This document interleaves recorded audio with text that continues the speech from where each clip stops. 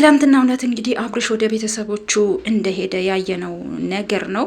ያው ሄደዋል ቤተሰቦቹ ጋር። ቤተሰቦቹ ግን በዚህ መልኩ ልባቸው ተሰብሮ የልጃቸው እንደዚህ መሆን ሲሰሙ በጣም አዝኗል። ጋሽዬም እናቱም ማዘርም በጣም ልባቸው ተሰብሮ በጣም ከፍቷቸዋል። በጣም አዝነዋል ማለት ነው። ሰላም ሰላም ቤተሰብ እንዴት ናችሁ? ሰላም ናችሁ? ከያላችሁበት ሰላማችሁ ይብዛ። ቪዲዮውን ላይክ እያረጋችሁ ጀምሮ እባካችሁ በተለይ የመዳም ቅመሞች አንድ ለመለወጥ የምትታገል እህታችሁን ስታገኙ ጆይን ብላችሁ ላይክ ሳታረጉ እንዳትወጡ ማለት ነው። ላይክ አድርጉልኝ እና እንዳልኳችሁ ነው እንግዲህ አብርሽ ወደ ቤተሰቦቹ ሄደዋል። ብዙዬ ዴፎ ነው ይዘውት ሄደዋል ወደ ቤተሰቦቹ። ያው ቤተሰቦቹ ጋር ገብቶ እንግዲህ የተፈጠረውን የሆነውን ነገር ሲነገራቸው ቤተሰቦቹ በጣም ልባቸው ተሰብሯል። እውነት ለመናገር አዎ ያሳዝናል። አይደለም እነሱ እኛ በሚዲያ የምናውቀው አብርሽ እንኳን እንደዚህ በመሆኑ በጣም ከፍቶናል፣ በጣም አዝነናል። ምክንያቱም ትላንትና የምናውቀው አብርሽና ዛሬ የምናየው አብርሽ ሰማይና የምድር አክል ልዩነት ስላለው ማለት ነው። እኛ የሩታ ደጋፊዎች ሆነን ግን የአብርሽ እንዲመሆን የሚያስደስተን አይምሰላችሁ። የአብርሽ እንዲመሆን በጣም ያስከፋናል፣ አዝነናል። አብርሽ ወደ ነበረበት መጀመሪያው ቦታ ሆኖ የኛ ፍላጎት ሆኖ ምርጫው ሩታን አድርጎ ከሩታ ጋር በደስታ በፍቅር ልጃቸውን እንዲያሳድጉ ነው የኛ ፍላጎት እንጂ አብርሽ እንደዚህ ሆኖ ከሩታ ጋር እንዲቀጥል አይደለም የኛ ፍላጎት ማለት ነው።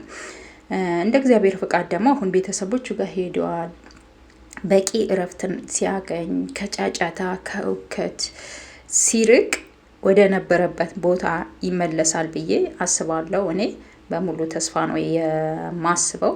ምክንያቱም እዚህ ጋር ጭንቀት ልጁ በነገራችን ላይ ህመም አይደለም፣ ውስጡ ላይ ውጥረት ነው ያለው። በቃ እዚህ ጋር ሄርሜላ አለች፣ እዚህ ጋር ሩታ አለች እና ሁለቱም ጋር የሰራቸው ስህተቶች አሉ። ገብቷቸዋል።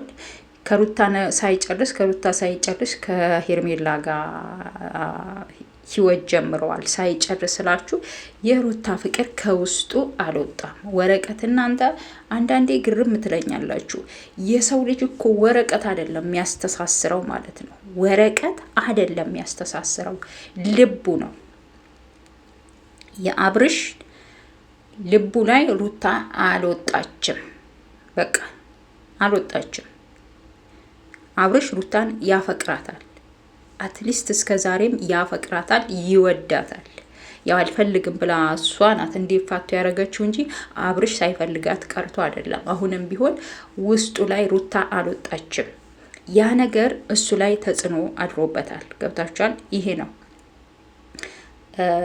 ውጥረት ፈጥሮበታል ጭንቅላቱ ላይ እና ይሄ ነው እንጂ በሽታ እናንተ እንደምትሉት እንደዚህ ሩታ መተት አድርጋበት ነው፣ ሩታ አፍዝዛ ነው ምናምን የምትሉት ነገር ይሄ የማይመስል ወሬ ነው። ሩታ በምትወደው በምታፈቅረው ባሏ ላይ የልጇ አባት በሆነ ሰው ላይ እንደዚህ አይነት ነገር አትሰራም ማለት ነው እና እንግዲህ ባለሙሉ ተስፋ ነን ሁላችንም። እንግዲህ ምኞታችን ነው፣ የሁሉም ሰው ምኞት ነው። በነገራችን ላይ የሩታም ደጋፊ ሆነ የሄርሜላም ደጋፊ የአብርሽ እንዲመሆን የሚፈልግ ሰው የለም። ሁላችንም የምንፈልገው የድሮ አብርሽ እንዲመለስልን ብቻና ብቻ ነው። በቃ የድሮ አብርሽ ተመልሶ እኛ ምርጫው ሩታ አድርጎ ምርጫው ሩታ ስንመርጥ እኛ ሄርሜላ ደጋፊዎች እናንተ እንዴት እንደምታስበው አላውቅም። ሄርሜላ ትላንት የመጣች ልጅ ናት።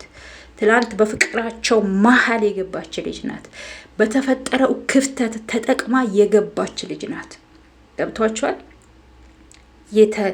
የተፈጠረ ክፍተት ተጠቅማ የገባች ልጅ ናት። ሄርሜላ በህይወታቸው ላይ ባትገባ፣ በነገራችን ላይ ሩታና አብርሽ ለዚህ እንደማይደርሱ ታውቃላችሁ። የፈለገ ቢጣሉ ሄርሜላ መሀል ላይ ባትገባ ኖሮ ይታረቁ ነበረ። ለዚህ ሁሉ ተጠያቂ የምሬን ነው፣ ለዚህ ሁሉ ተጠያቂ ሄርሜላ ናት። ለዚህ ሁሉ አንድ የልጅ አባት የሆነ ሰው ከቤቱ ተጣልቶ ስለወጣ ብቻ አማላ አታላ ፍቅር ሰጥታ ወደ እሷ መሳብ ይሄ ኃጢአት ነው። በየትኛውም ሃይማኖት ኃጢአት ነው። በቃ የተጣላ አስታርቁ፣ ዋሽታችሁ አስታርቁ ይባላል እንጂ እሷ እኮ አብርሽ መጀመሪያ እኮ አልፈለጋትም እንዴ። እያየን እኮ ነው የመጣ ነው፣ ቪዲዮ ላይ እያየን ነው የመጣ ነው። በግድ እንዲወዳት በግድ እንዲያፈቅራት ምን ያልሆነችው ነገር አለ? እና ለዚህ ሁሉ ተጠያቂ ሄርሜላ ናት። እናንተ ዝም ብላችሁ እጃችሁን አትቀስሩ ሩታ ላይ። ሩታዬ ጀግና፣ ሩታዬ ኮይን ልዕልት ናት። ደግሞ መጨረሻ ትናንትና የመጨረሻ ንግግሯ ተናግራለች። የትም ውሰዱት፣ የትም ማስቆዩት፣ የትም ውሰዱት አብርሽ እንደሆነ የመጨረሻ የኔና የኔ ብቻ ነው ብላ ድምድም ማርጋ ጨረሰችላቸው። የኔ እንቁ ማለት ነው የኔ ውድ በቃ ለብዙዬ ጨረሰችላት እኮ ምን ተማምና ነው ብላ ብዙዬ ግራ ተጋባች። የምሬ ነው። ይሄን ያክልች ልጅ ምን ተማምና ነው እንደዚህ ልትል የቻለችው አለች። ሁላችንም የምንነግራችሁ ነገር ነው። የፈለገ ቢሆን የፈለገ ቢቆይ አብርሽና ሩታ መቼም አይለያዩም ማለት ነው። እንግዲህ እና ክልካኩ ከዛሬ ቪዲዮ ላይ ይበቃኛል ውዶቼ። ቪዲዮውን ላይክ፣ ሼር፣ ኮመንት ማድረጋችሁን እንዳትረሱ። በቀጣይ ቪዲዮ እስከምንገናኝ ደህና ሁኑልኝ። እወዳችኋለሁ።